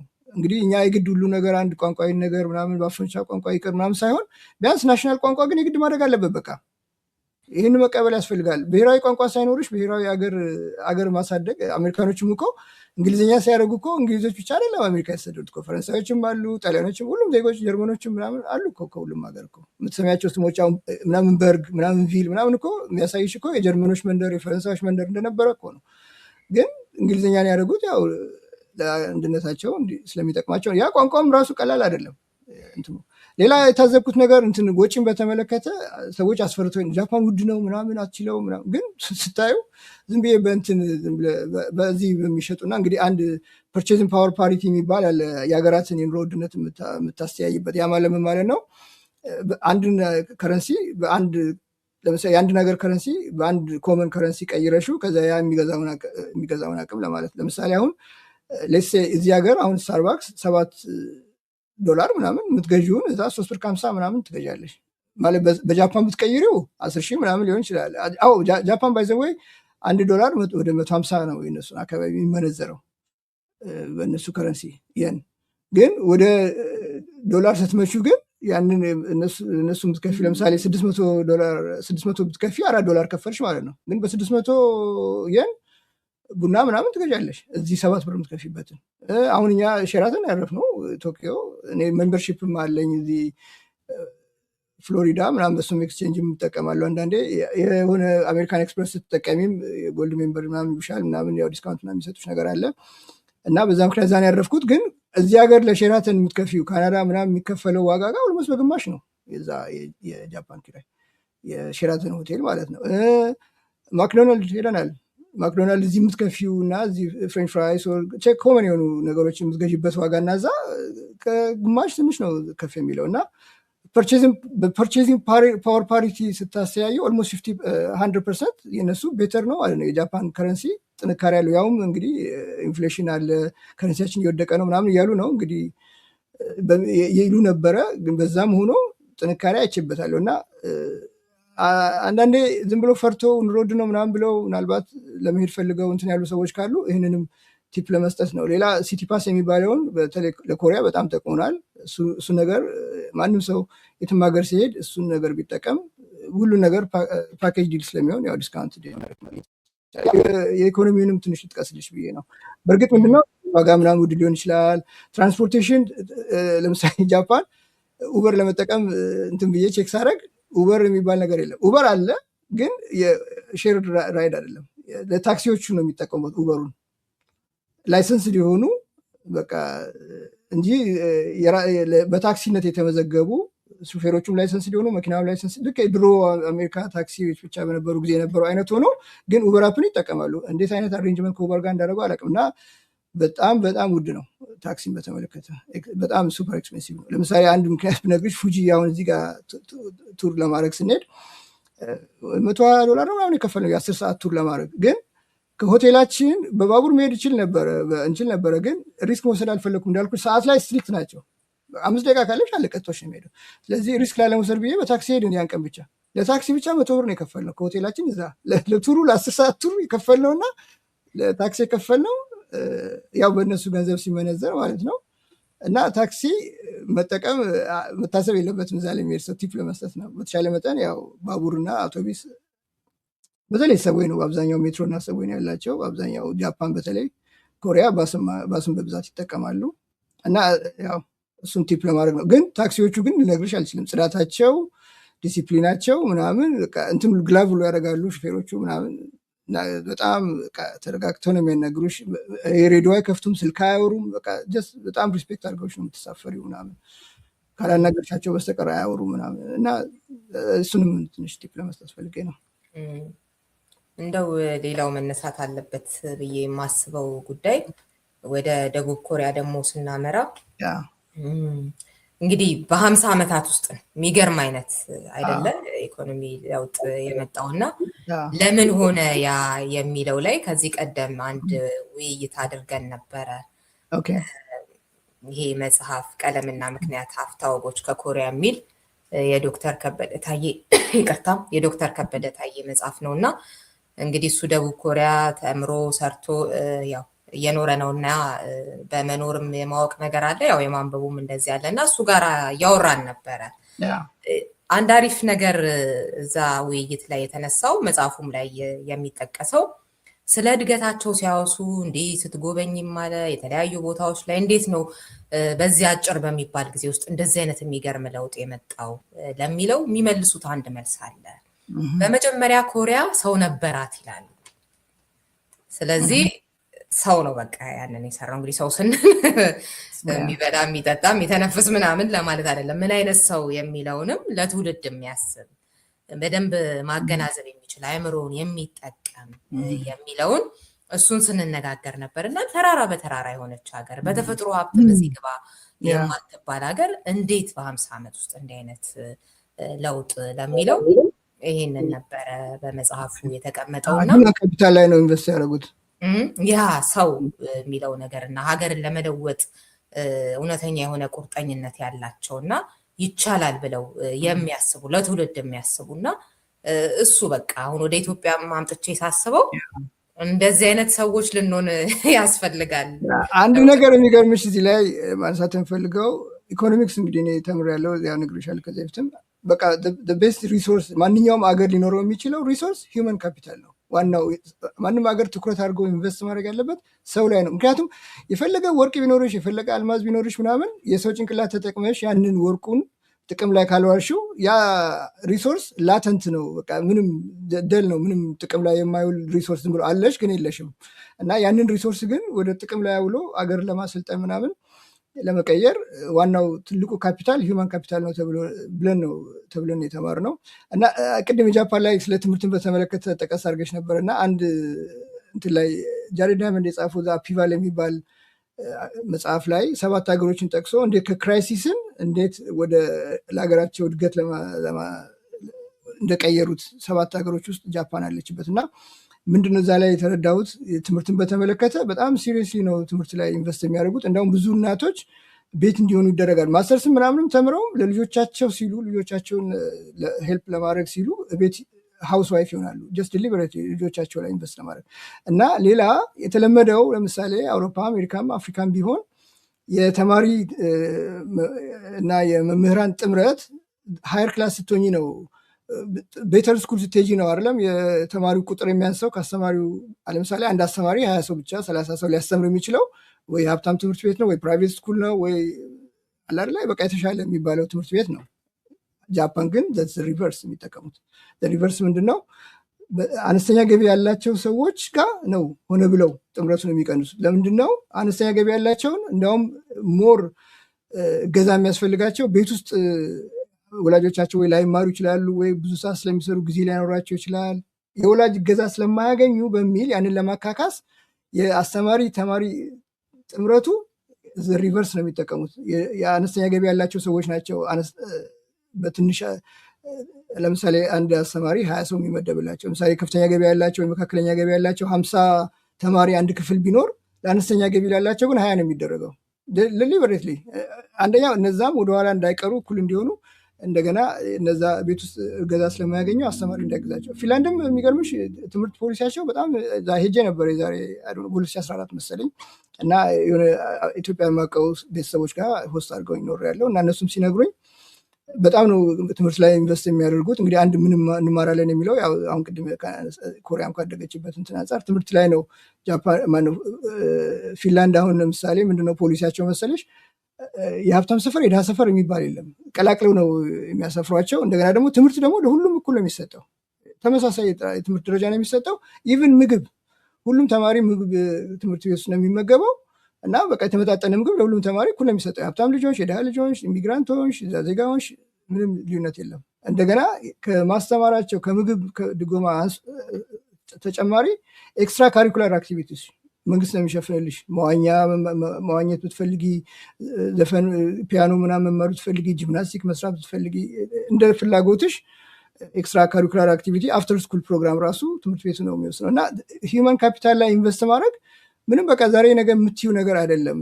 አሁን ሀገራችንም አንደኛው ጦርነቱ ምኑም እኮ ያው ከዛም ጋር ይገናኛል። ያው ትምህርቱም ጥራት መጉደልም ካለመማርም ከምናምን ጋር ይገናኛል። እና እሱንም ልጥቀስልሽ ብዬ ነው ትምህርት ላይ በጣም ጃፓኖች ኢንቨስት እንደሚያደርጉ የፊንላንድንም ኤክስፒሪየንስ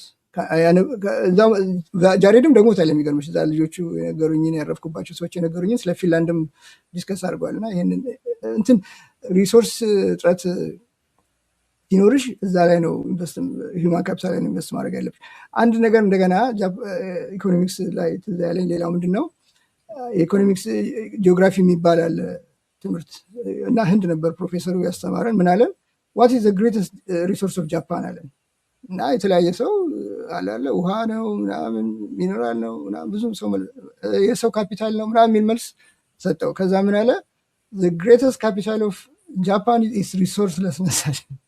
ሪሶርስ ስለሆነች ያንን ሪሶርስ የሌላትን ሪሶርስ ማክሲማይዝ አድርጋ ለመጠቀም ስትል ሂውማን ካፒታል ላይ ኢንቨስት አድርገው ብዙ አላለ ብዙ ሪሰርች ሰርተው ምናምን ለማደግ የቻሉት በቂ ሪሶርስ ቢኖራቸው ኖሮ ይዘናጉ ነበር። እና ሪሶርስ አለመኖራቸው ጠቅሟቸዋል።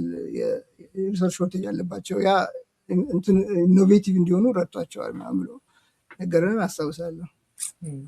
ኢንተረስቲንግ ነው። እንግዲህ ገብረሕይወት ባይከዳኝንም እዚህ ጋር ልናስታውስ እንችላለን። አሁን ከምንነጋገርበት አንጻር በተለይ በጣም መቆጨታቸውን እናስታውሳለን። ካለመስማማታችን የተነሳ ሌሎች ህዝቦች በአእምሮና በጥበብ እየበረቱ ሲሄዱ እኛ ወደኋላ ቀረን።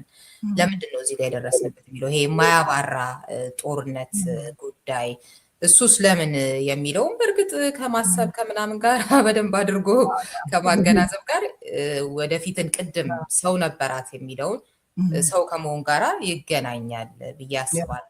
እና አእምሮ የሌለው ህዝብ ስርዓት የለውም። ስርዓት የሌለው ህዝብ የደለደለ ኃይል የለውም። የኃይል ምንጭ ስርዓት ነው እንጂ የሰራዊት ብዛት አይደለም።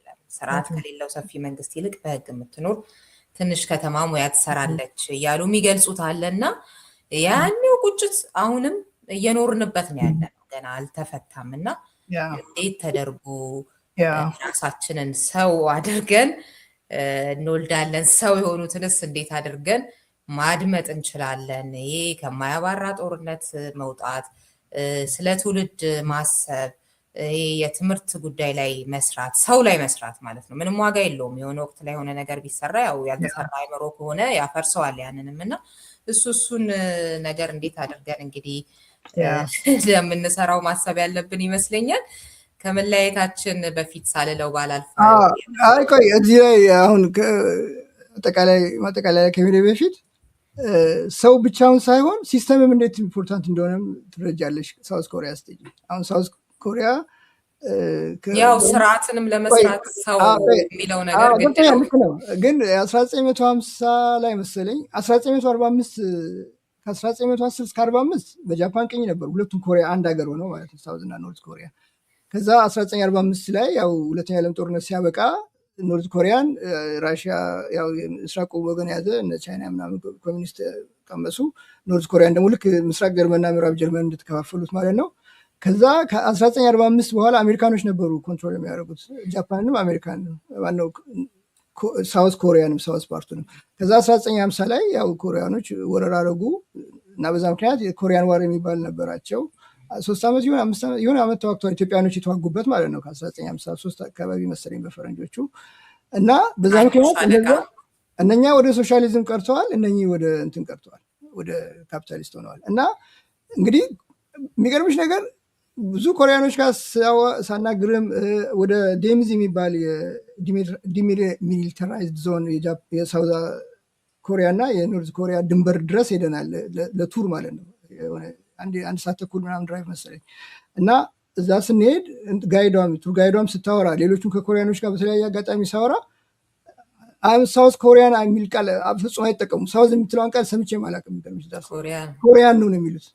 አንድ እሱ በጣም እንትን ነገር አለ። ኢቭን እንደዚህ ጦርነት ላይ ሆነው በጣም አላለ የአይዲዮሎጂ ዲፍረንሳቸው እንደዚህ ሆኖ እነዛ በተለያየ ጊዜ ፕሮቮክ እያደረጓቸው በእንትን ተነሉሉ እየቆፈሩ እየመጡ ተነሉን ሁሉ ጎብኝተናል ተነል ውስጥ ገብተን ቪዲዮ ማድረግ ምናምን ክልክል ስለነበረ ያው በቪዲዮ በፌስቡክ ምናምን ምክንያቱም ካሜራ ምናምን አስገብተሽ ነው በተነሉ እየመጡ ያስቸግሯቸዋል። አንድ ጊዜ በ2024 መሰለኝ እንትን አድርገው የሆነ ባሉን እና በድሮን አድርገው ምናምን ፑፕ ሰገራ ሁሉ ጥለውባቸዋል። ብዙ ነገር ፕሮቮክ ያደርጓቸዋል ኖርዝ ኮሪያኖች። እንደዛም ሆኖ ግን ምንም አይነት ጥላቻ የላቸውም ሳውዝ ኮሪያኖች ላይ ማለት ሳውዝ ኮሪያኖች ኖርዞቹ ላይ ማለት ነው። እስቲ እንደ ወገናቸው ከሲስተሙ ጋር ነው ችግራችን እንጂ ከነሱ ጋር አሁንም ኮሪያዊ ነን ነው የሚሉሽ። ሳውዝ ኮሪያ ነን አይሉም። አሁን የራሷን ኮፍያው ኮሪያ ነው የሚለው ሳውዝ ኮሪያ የሚል ነገር የለውም አይሉም። በቃ ቲሸርቶቹ ምኖቹ ጠቅላላ ኮሪያ ነው የሚቀበሉት። እና ሲስተም ነው ልዩነት ያልኩሽ ምንድን ነው ኖርዝ ኮሪያ ድንበር ላይ የሄድን ጊዜ አንደኛ በአይንሽ 10 ኪሎ ሜትር ላይ ነው ድንበር ላይ ነው የሄድ ነው። በአይን ይታያል የኖርዝ ኮሪያ በቃ እንደዚህ 10 ኪሎ ሜትር የሚታየውን ያህል ይታያል። እንደገና ደግሞ ባይናኮላሮች አሉ፣ ፊክስ ሊሆኑ ባይናኮላሮች። አሁን ኖርማሊ ሌላ ጊዜ ባይናኮላር ያው ሳንቲም ጨምረሽ ነው፣ ይሄኛው ግን ፍሪ ነው እና በደንብ ታያለሽ። በቃ በደንብ ቤቶቹን ታያለሽ፣ ሰዎች፣ ከብቶች ምናምን እና ልዩነቱ በዛ በእንትን ደረጃ ራሱ በባይናኮላር እና በአይን በምታየው ራሱ ቪዚብል ነው ዲፍረንሳቸው። የሚገርምሽ ነገር ኢቭን ጫካዎቹ እነዚህ በጣም ጫካ እንትን ያለ ነው፣ ደናማ ነው። የነዚህ የሳውዝ ኮሪያው የነዛ ደን የለውም፣ ሳሩ ተጋግጧል ምናምን። ቤቶቹ በጣም ደካማ ቤቶች ናቸው። በቃ ላይ መንገዶቹ ፈራረሱ ናቸው። ከዛ በፊት ደግሞ አስፓርት ኦፍ ዘ ቱር ዶክመንታሪ ፊልም አሳይተው ነበር ስለ ኖርዝ ኮሪያ አኗኗር እና አንድ ሴት ደግሞ እንዳውም ጠየቅኩኝ ጥያቄና መልስን ፕሮግራም ስለነበረ ይህን ዶክመንታሪ ፊልም እንዴት አገኛችሁት አልኳቸው። ማን አወጣላችሁ? እንዴት ልታገኙ ይቻላችሁ? ምክንያቱም እናንተ ግንኙነት የላችሁ። አይ እዛ ወደዚህ መምጣት የሚፈልጓሉ፣ ገንዘብ የሚፈልጓሉ እና በእንትን ሆነው ያው ተደብቀው ምናምን ቀርጸው ምናምን ያው ይልኩልናል። እንደዚህ ምክንያቱም ከኛ ጋር ህዝቡ ከኛ ጋር ነው ፍላጎት አለው ምናምን። እንደውም አንድ ከኒውዚላንድ የመጣ ሴትም ጠይቃ ነበረ። የጠየቀችው ማንን መሰለሽ? ፕሬዘንቴሽን ነበረ። ዲፌክት አድርጋ የመጣች ሴት አምልጣ በቦት ከባሏ ጋር እንደዚህ አይነት መምጣት በጣም ኮመን ነው። ይመጣሉ እየተደበቁ። በጣም ግን ሀርሽ ነው። ሚሊተሪ ካገኛቸው ይገላቸዋል፣ ያስራቸዋል። እድሜ ልክ ነው የሚታሰሩት ምናምን። ሀርሽ ሜጀር ነው የሚወሰድባቸው እና እሷ ፕሬዘንት አድርጋ ነበር በኮሪያኛ ማለት ነው እና በእንግሊዝኛ እየተተረጎመ እንትን ነበር። እንደውም አንዷ ከኒውዚላንድ የመጣ ሴት ጠይቃት ነበረ ምንም አይነት እንደምትዩ ስለሌላ ሀገር ዜና አትሰሙም። እንዴት ሳውዝ ኮሪያ ጥሩ መሆኑን በምን አውቀሽ ነው ሪስክ ወስደሽ የመጣሽው ምናምን ብላ ጠየቀቻት። አይ ያው በተለያየ ጊዜ ፖሊሶቹ ምናምን አላለ ይነግሩናል፣ የተለያየ መረጃ እናገኛለን ምናምን አለችኝ። ልነግርሽ የፈለግኩት ምንድን ነው ከዚህ ጋር በተያያዘ እንግዲህ ኮሪያኖች እንግዲህ ካልቸራቸውም ትራዲሽናቸው እንግዲህ እስከ 1950 ምናምን ድረስ አንድ ሀገር እስከ 1945 ሁለተኛ የዓለም ጦርነት መጠናቀቂያ ድረስ አንድ ሀገር ነበሩ። ከዛ በኋላ ነው የተከፈሉት እና አንድ ህዝብ ናቸው። ያው እንደ ምስራቅና እንደ ምዕራብ ጀርመን ግን ይህን ያህል የኢኮኖሚክ ልዩነታቸው ግን እንደዚህ ፍንት በቀላለ እንደዚህ እንደ ፀሐይና እንደ ጨለማ እንትን የተለያየው ሲስተም አላለ እነዛ ያላቸው የሚጠቀሙት የኮሚኒስት ስርዓት ያው ለእድገት እንትን እንደማይል ነው እና ያ ዶክመንተሪ ላይ ብዙ በቃ ሰዎች ህፃናት ጭቃ ላይ እንደሚጫወቱ አላለ ቤቶቹ በጣም የፈራረሱ እንደሆነ ያው እኔም ጠይቂያቸው ነበር እንዴት አገኛችሁ ብዬ ነግረውኛል። እና እንትንም ሲስተምም ወሳኝ ነው ለማለት ነው። ያው የምትከተየው ስርዓትም ሰውም ኖሮሽ በእርግጥ ያው ትምህርቱም ያው የሲስተሙ አካል ነው። ሲስተሙ አካል ነው እና እንትና አንበበሹ ከሆነ አላውቅም ሃው ኔሽንስ ፌል ነው የሚለው ላይ የሚለው አንደኛው እሱ ነው። ኤክስትራክቲቭ እና ኢንክሉሲቭ ኢንስቲቱሽንስ መኖራቸው ነው አንደኛው እንጂ በሪሶርስ በምናምን ያው ኢንስቲቱሽንስ ካሉ ኢንክሉሲቭ ኢንስቲቱሽንስ ካሉ ሪሶርስን ተጠቅሞ ሀገር ማሳደግ ይችላል የሚል አይነት ኮንክሉዥን ያለው እና ያንንም ታይዋለሽ ለማለት ፈልጌ ነው። እና እንግዲህ ያው ምንም ጥያቄ የለውም እኮ አሁን የተቋማትና እንትን ጉዳይ የልክ የዶሮና እንቁላሉ አይነት ነገርም ይሆናል አንዳንዴ ስለ የሆነ አይነት ጀግና ምናምን መሲህ አይደለም እያልኩኝ ያለሁት። ስናወራ ነበረ ማክሰኞም ከመጽሐፍት ገበታ ላይ ግን ይሄ ሰው እንደ ዜጎችን ምን አይነት መሆን አለብን የሚለውን ነው እንጂ እንዳልከው ምንም ጥያቄ የለውም። ትክክለኛ የሆነ ለውጥ እንዲመጣ ጠንካራ የሆኑ ተቋማት እንደሚያስፈልጉ እነሱን ራሱ ግን ለመገንባት ዘመን ተሻጋሪ የሆኑ በየጊዜው የሆነ ገዢ ፓርቲ በተለዋወጠ ቁጥር የማይጠፉ ለመስራት ግን ያው ሰው ሆኖ መገኘትን ይጠይቃል የሚለውን ነገር እሱንም ጭምር ስለማስብ እንደዛም ስለሆነም ነው እንጂ ልክ ነው። ዞሮ ዞሮ የሆነ ግለሰቦች ጉዳይ አይደለም እና ስለ ግለሰቦችም አይደለም እንደሱም ስለ ለማለት ብዬ ነው።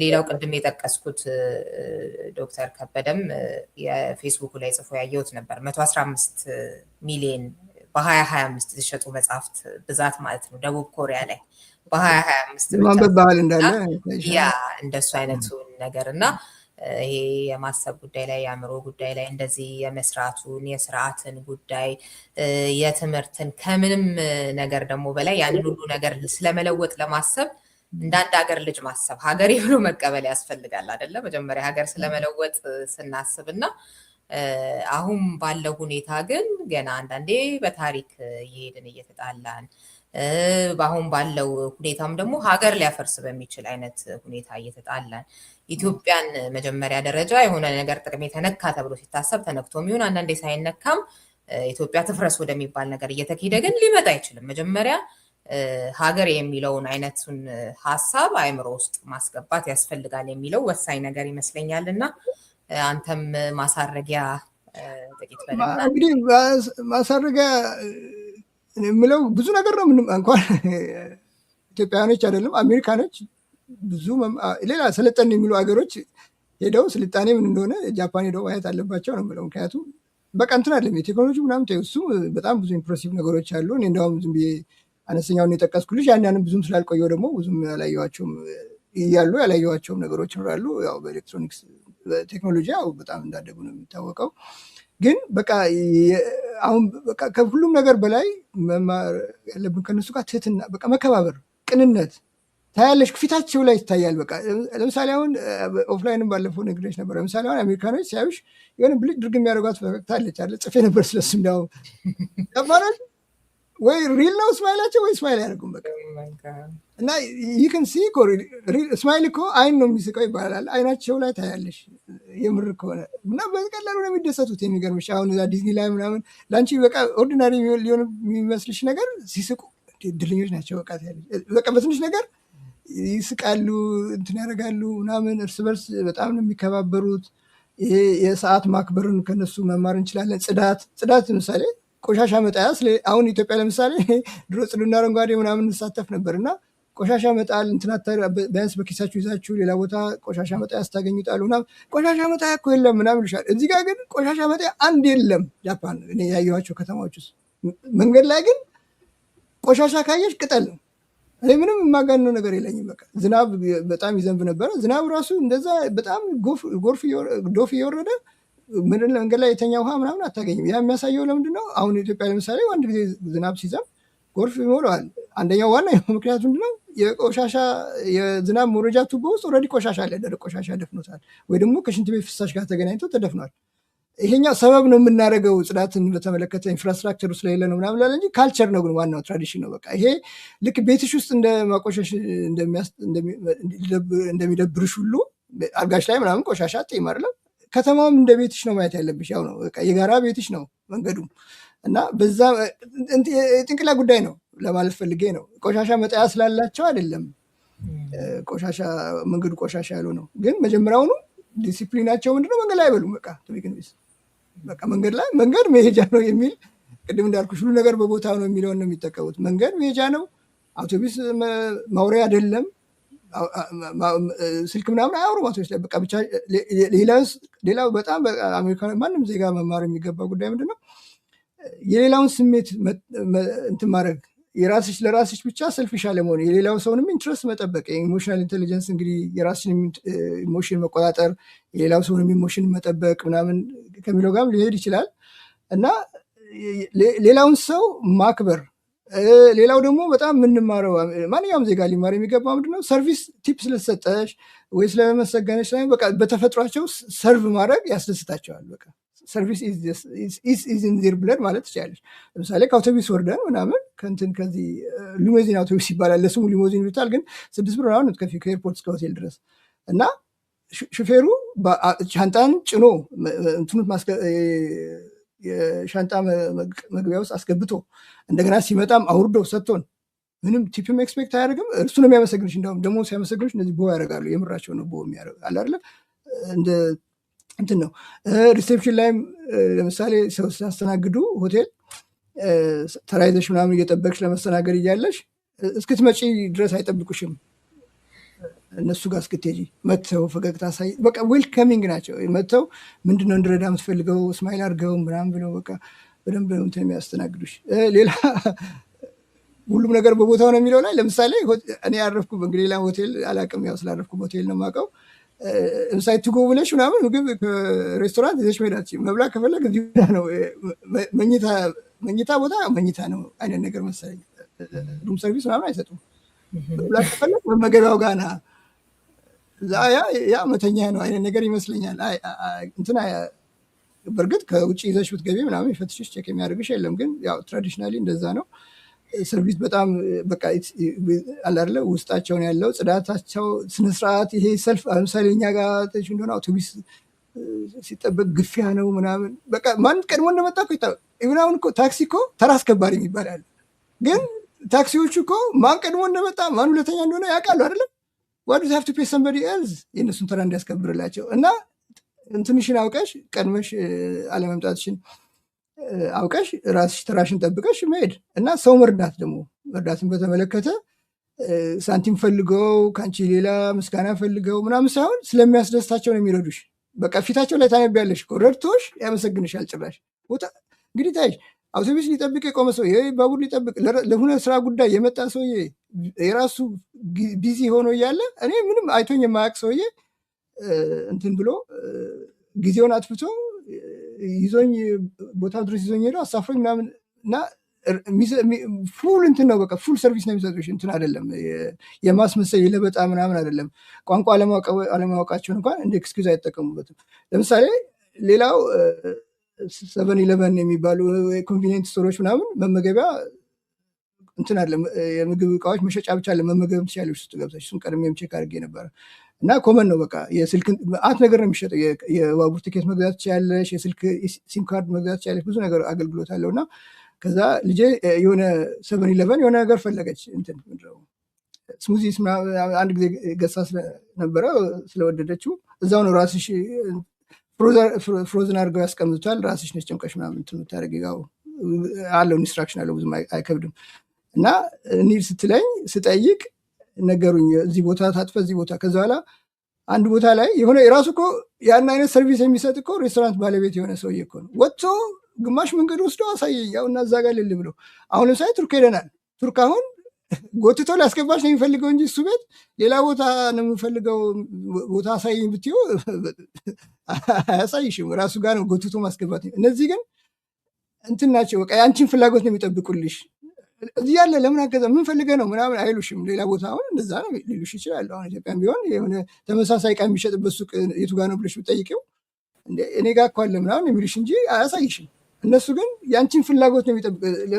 ምን ፈልገህ ነው ምናምን እንኳን አይሉሽም። በቃ ተመሳሳይ ዕቃ የሚሸጠው ሰው ተወዳዳሪ የሆነውን ሱቅ ዳይሬክሽን ይሰጥሻል። እና እንደዚህ ይሄ አሁን ቅንነት ነው ያየሁት። ያው ለቲፕ ብለዋለም ሰርቪስ የሚሰጡት እና ብቻ አይ ዶንት ኖ ብቻ ዞሮ ዞሮ የኔ እንትን እይታ ውስን ነው። አጭር ጊዜ ነው ሄጄ ያየሁት እና ያው አቅሙም ፍላጎቱም ያለውን ሰው ሄዱ ቢያይ እና በጣም በቃ እኔ እንግዲህ እንዳልኩሽ ብዙ ሀገር 45ኛ ሀገሬ ነው ብዬሻለሁ። ኖርዝ ኮሪያ ማነው ሳውዝ ኮሪያ እና እስካሁን ከሄድኩባቸው በጣም ኢምፕረስ ካረገኝ እና በጣም አላርለ አእምሮ ውስጥ ሊጠፋ የማይችል ቱ ዘ ኤክስቴንት ኦፍላይንም ባለፈው ነግሬሽ ነበረ። እንደ ቀልድ ነግራቸው ነበር አንዳንዶች እየተግባባን ስንሄድ ስናወራ ምናምን በፊት ምን ነበር እንደ ቀልድ ስታወሪ ከሰው ጋር ምናምን ድጋሚ ብትወለጂ ምን ሆነሽ መወለድ ትፈልጊያለሽ ምናምን ይባላል አይደል? እንደዚህ ምናምን ትያለሽ። ዶልፊንን ነበር እኔ ዶልፊንን ነው ፈልገው፣ ምክንያቱም ፕሌይፉል ናቸው፣ ኢንቴሊጀንት ናቸው አይደል? ውሃ ውስጥ እንደፈለጉ አቆማና ዶልፊን ምናምን አሁን ጃፓን አልኳቸው። ዛት ኤክስቴንት ነው ሀገራችን የወደድኩት በጣም እና ከዛ እንደውም አንድ ጊዜ የሆነ እዛ ዲዝኒ ውስጥ ነው ምሳ እየበላን ከጎናችን ለሴቱ የተቀመጡ ነበርና ማውራት ጀመርን እና በኋላ በእንትን በጉግል ትራንስሌሽን እየተጠቀመ ማውራት ጀመርን። ከዛ በቃ ሀገራችን ስላከበርክና እንም ስላከበርክ እናመሰግናለን ምናምን ብለው ጻፈልኝ በጃፓንኛ በእንግሊዝኛ ነበርኩት። ከዛ አሪጋቶ ማለት ታንኪ ነው። አሪጋቶ ዚማሱ ማለት ደግሞ ታንኪ ቬሪ ማች ማለት ነው። ከዛ እንድጽፍ ነበረ ዩ አር ዌልከም ብዬ ጽፋል ብለው ነበር የጠበቁት። ከዛ እንትና አሪጋቶ ጉዚማሱ ስላቸው ቋንቋቸውን ስናገርላቸው በጣም ደስ አላቸው እና ቱ ዘ ኤክስቴንት ምን እንደተመኘው ታውቂያለሽ? ኦፍላይን ነግሬሻለሁ። ጃፓናዊ መሆን አልችልም፣ ያው የፈለገ በሆነ ያው ስመኛት ይቀራለሁ እንጂ ግን እንደው አንዳቸው ልጆቼ ጃፓናዊ አግብተው የጃፓናዊ ልጅ እንዲኖረኝ ሁሉ ተመኘው። ቱ ዛት ኤክስቴንት ነው ሶሳይቲው የማረከኝ ማለት ነው። እንትናቸው ስነስርዓታቸው፣ ትህትናቸው፣ በቃ ብዙ ዲሲፕሊናቸው፣ በቃ ባቡር ውስጥ አሁን ዛሬ እዚህ ሀገር አሁን ሎስ አንጀለስ ምናምን ተሳፍሬ አውቃለሁ። ኒውዮርክ ቆይቷል ከተሳፈርኩ አላስታውሰውም፣ ሚሞሪ የለኝም።